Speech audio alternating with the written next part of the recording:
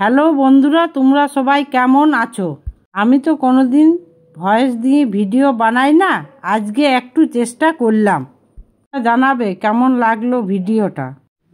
তাহলে চেষ্টা করব তোমাদের সঙ্গে ভয়েস দিয়ে ভিডিও বানাবার চেষ্টা করব।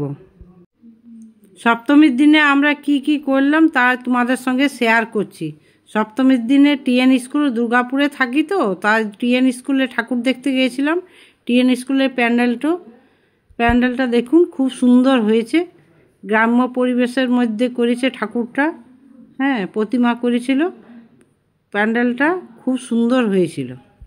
আমার তো সব প্যান্ডেলের কথা মনেও নেই, আর ফটোও তুলতে পারিনি ভিড়ের জন্যে।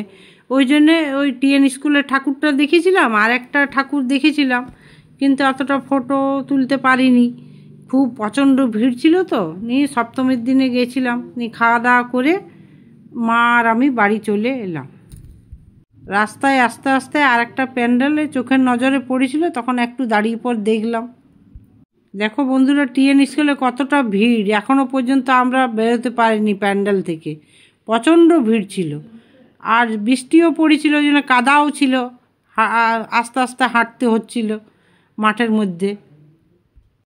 সেখানে আবার মেলা বসেছিল ছোট্টখাটো, ওই জন্য মেলাটা একটু ঘুরলাম।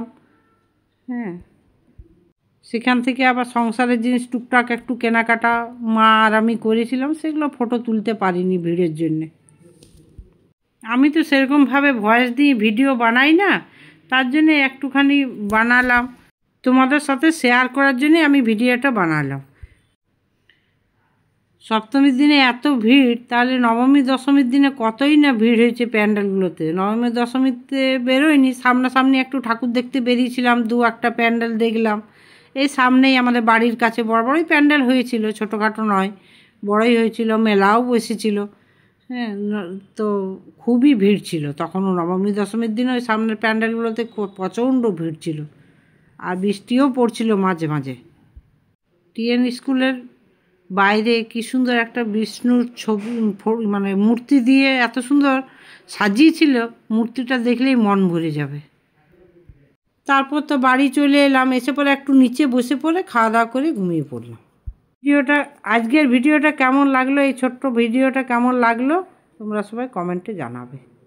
আজকের গল্পটা তাহলে এখানেই রইল। তোমাদের যদি ভালো লাগে তাহলে লাইক, কমেন্ট, শেয়ার তোমরা করবে। তোমরা সবাই সুস্থ থাকো, ভালো থেকো।